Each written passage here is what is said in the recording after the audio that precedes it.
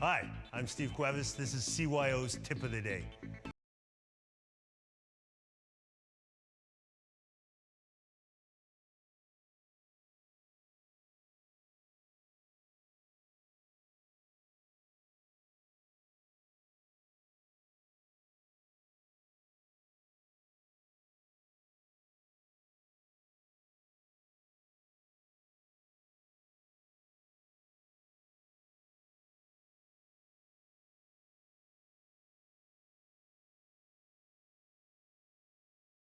We're checking out defense on the ball and off the ball. Two incredibly important components to overall team defense. Today, we're gonna have Acadia let us know all about it. Thanks, Shake. Hi, I'm Acadia. Let's get to it. Okay, we're gonna start with on-ball defense. For on-ball defense, the offense will have the ball.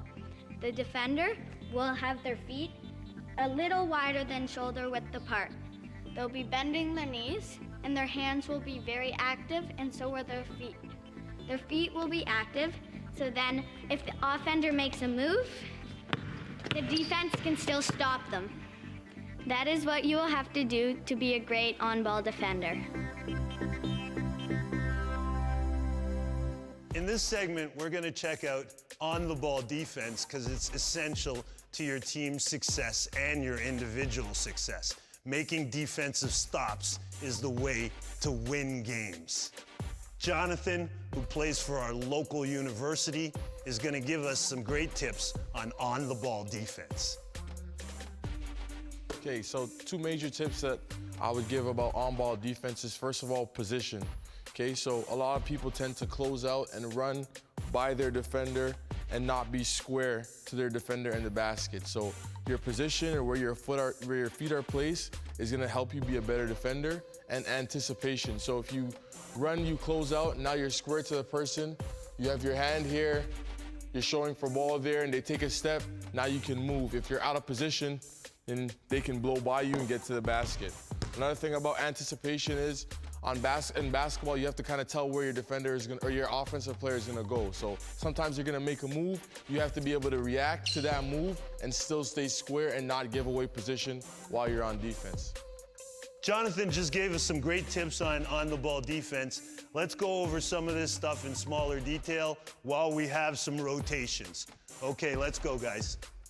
So here we're closing out, hand is up. We're being square to the person. Our chest should be in the middle of where they are to the basket. Perfect.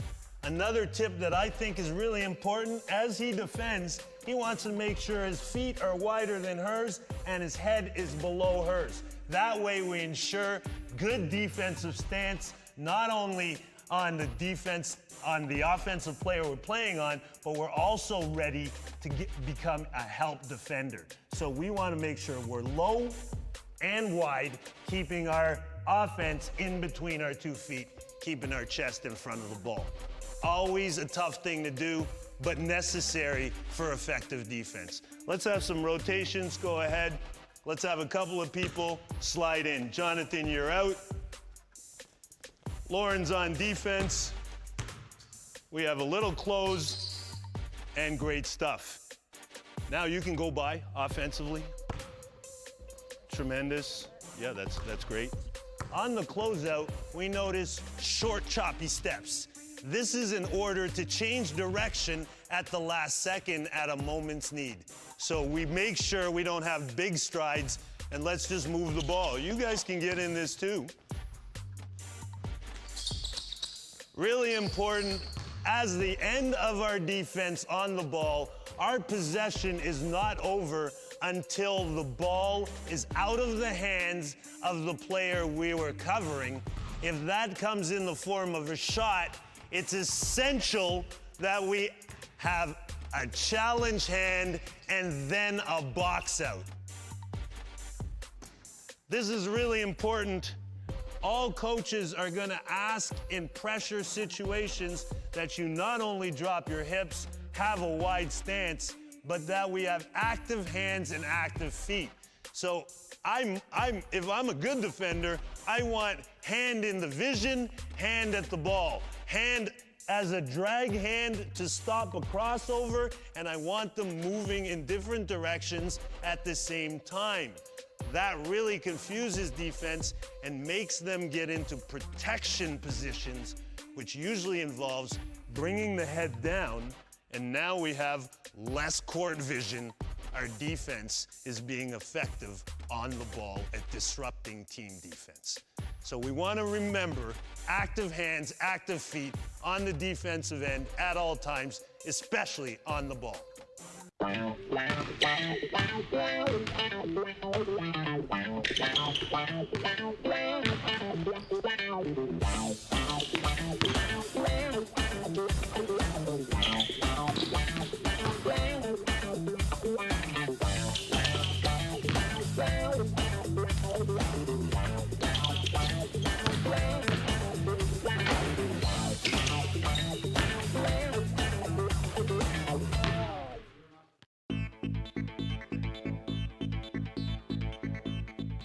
Okay, so Rip's being defended by Lauren.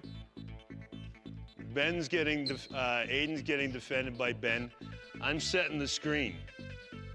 So I want to get this guy open. This is moving without the ball. It's really important that we understand all the options off the ball screens. We're not dealing with an on the ball screen, dealing with an off the ball screen. As I step down into this guy's way in the black, Aiden's gonna come off, and he needs to read the defense. So right now, he's trying to figure out what this guy is doing and what this guy's doing.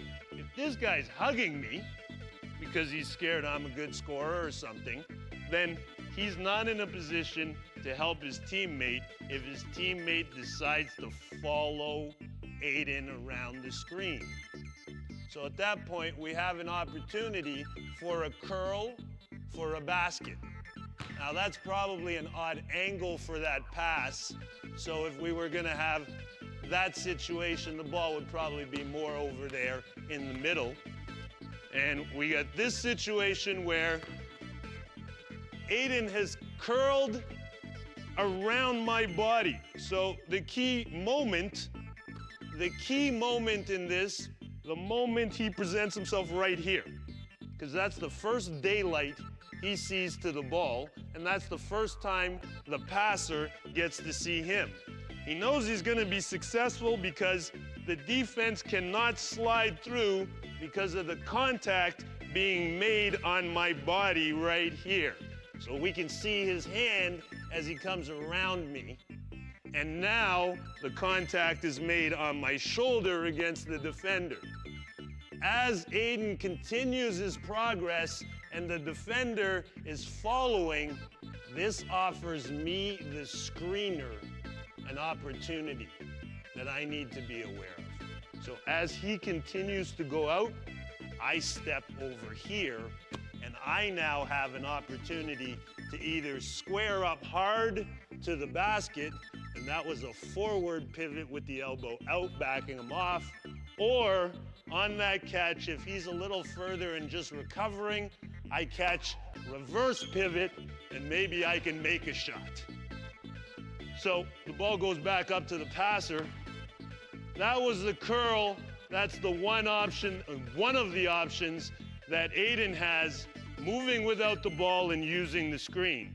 The next option, Jackson's covering me, and he's gonna make sure that, as a good defender, he's gonna say, the screen is coming, the screen is coming. Secondly, as a good defender, Jackson's probably not gonna open up his body like this, because as a good defender, he's gonna understand that I'm open to the ball. So he's gonna get in more of a defensive deny position, stopping that easy pass to me, which sends me down to screen again. In this situation, the defense is gonna be a second late, so Aiden gets to pop off the screen, and I step into the defense. He's open for a shot. Of course, I'm gonna go rebound that situation, because as the guy who set the screen and as the teammate, I'm always going to assume that my teammate is going to miss that shot. If I go after the ball, I may get 2 points. Case in point, he almost had that basket, but it rimmed out, and I was there for the offensive rebound. A great situation that allows that to happen is exactly what just did happen. As Aiden came off the screen and rubbed off at this moment, this guy is starting to pay attention to this guy. This guy is worried because he's a step late. That's what allows me to go right through the middle of them. So it's important as a good defender that this guy understand he's got 2 jobs. He needs to stop this progress while maintaining good contact on me. So you need to touch me while you're ready to stop that guy. So if I go here, you're stopping me, okay? All right, so that's popping off the screen. We have a fade on the screen. So defense is always going to react and adjust unless they're really bad. Bad defense doesn't adjust, good defense does. He's doing a good job of denying me. I'm going to set the screen, and Ben is tired of running into me, so he's going to get over the top of the screen. Aiden understands this, reads the defense, and fades on the screen. I might try to step in. I was late there. But let's go back to the original positions. So he's back defending. As Ben slides up here, Aiden understands his job is to put obstacles between this guy and him in the way. Those obstacles are this guy and me. So he backs up in a straight line. Now Ben has to get over this obstacle.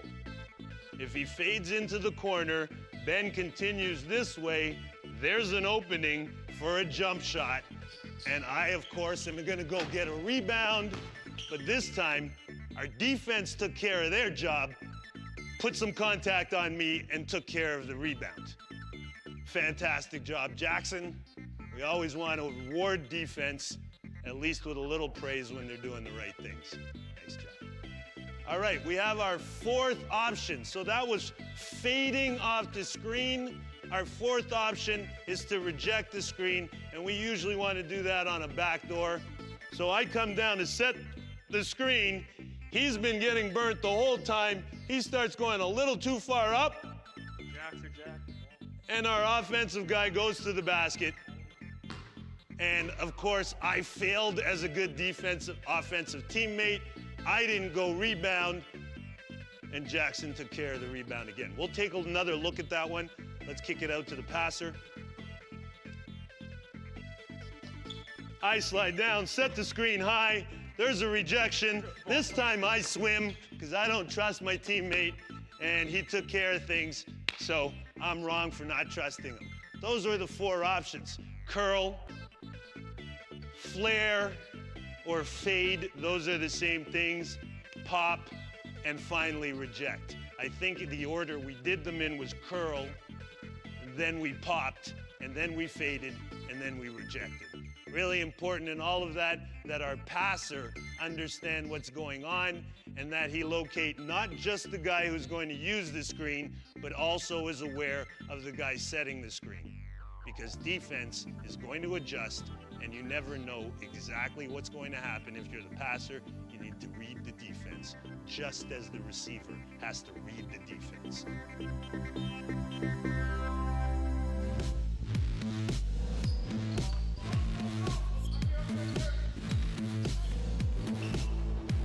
Chin everything, every time.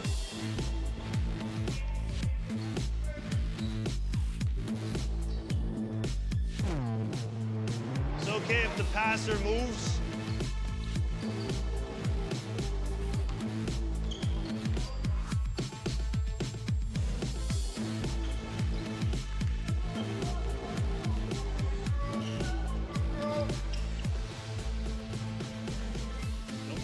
It's all right. These are the mistakes we make. It's fine. That's the stuff. Back them off. Make sure you give a good pass. Okay, great. All right, so we've seen a couple of situations where defense is working and offense is not working well. They're disrupting the offense because of these small details. The screener needs to set a solid screen, and the person using the screen needs to have the right timing with the right spacing. So let's say Rip is covering me and I take Lauren's spot. Ben's covering Aiden, and I want to get the pop off the screen. As Aiden takes one step down and solidly sets his screen, I walk up to Aiden. That way this guy can't make a choice which way I'm going. I walk up to Aiden, and at this moment, burst of speed and possibly a made shot and a made basket. But if not, we want to take care of the rebound. Okay? So it's really important as a small detail that I rush off that screen at the right time and I position my defender to run into the screen. Really important, and these are the mistakes we make as we repeat and repeat incessantly. We figure out our timing individually.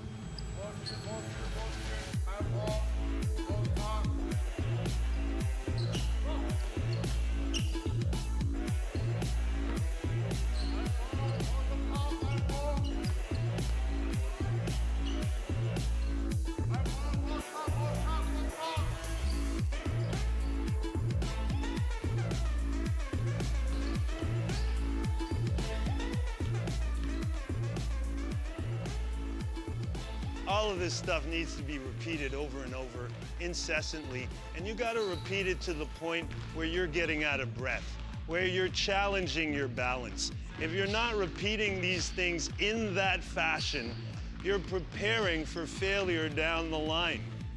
Most of our careers and our success are built upon failures, but that's success after failure. Continual failure is exactly that, failure. So let's prepare for great defenders rather than bad defenders. Do honest work and make sure you're building a sweat.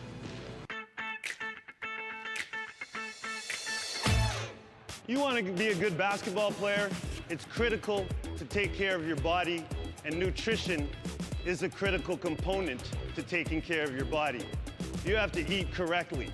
So we're going to check out some of the stuff that we have in our program, and we're going to make sure that we're eating correctly and healthy.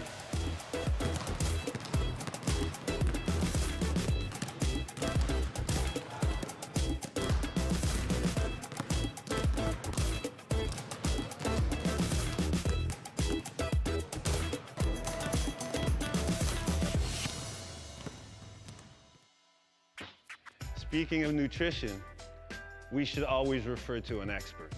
Maritza from Health Insights, Inc. is going to give us the lowdown on healthy eating. Maritza? Thanks, Jacob, for that. Appreciate the introduction, and I'm going to pass this on to Brooke. So you talked about eating healthy, Chica, and you're quite right. A lot of times with our busy lives, we forget that, you know what, making sure and stopping and having those healthy snacks, particularly for young ones, you know, particularly these athletes here, you know, it's important to remember that including healthy nutrition, quality nutrition, builds a healthier body, it builds healthy bones, as well as it gives us the energy that we need, particularly when we're working out during our week.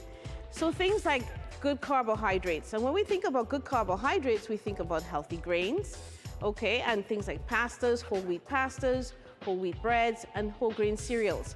And then things like quality proteins. So, you know, things like eggs, fish, chicken, turkey, and beef. Those are things that we typically should include when we're eating our healthy foods.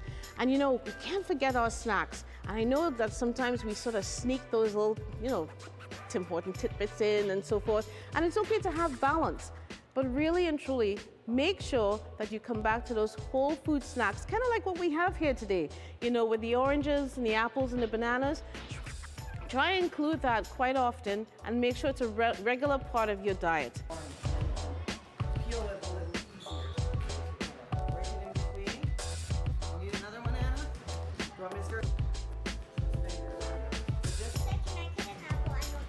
Yep, remember. Banana. Barrel go up on the bed. Would you like some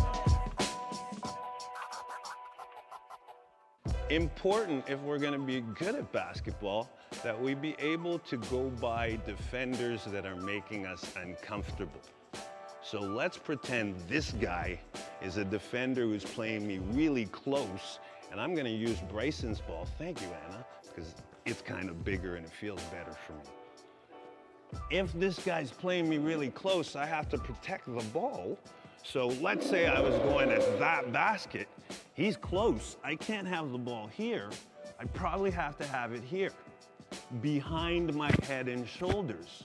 I want to bend my knees, and if this guy comes forward, I could back up by using a pivot, and many of us do that, but even more effective, if he goes forward, I go forward to the side, and that way I can beat the defense on either side right at the hips. If I can get the ball, my head and shoulders by the hips, then I can go to the basket. So we want to make sure we're good at, this is called triple threat, because in this position, I could shoot, I could pass, or I can dribble. So we want to get good at triple threat by getting in this position, practicing these types of moves to fake defense out, and then dribbling by, and maybe even going to score. So stuff we should probably think about doing when we're working even at home without a basket. You can get in your bedroom and start working on this stuff, triple threat breakdown moves. Good stuff for HomeWork hoops. All right?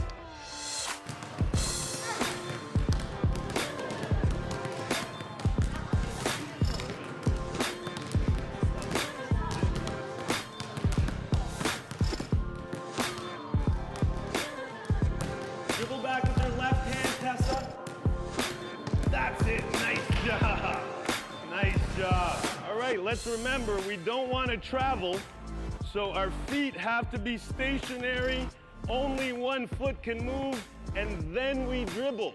Really important, because otherwise the ref's gonna blow his whistle and we're gonna get a travel call. While we're waiting, let's dribble, bend your knees, get in triple threat. That's pretty good, Aiden. That's in fact very good.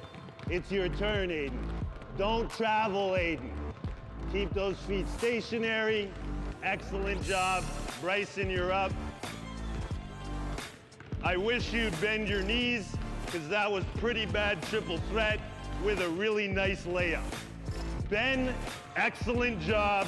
Dario, that's busting a crossover. Fantastic. Dribble while you're waiting, and keep your head up so you know when it's your turn. Okay? Fantastic. Keep it up. You guys are doing good things. To sum it up, do your part. Take care of your health and heart. Eat whole foods, vegetables, and fruit, and work on your HomeWork hoops. I was born from the bottom, but raised to the top. I was born from the bottom, but raised to the top. I was born from the bottom.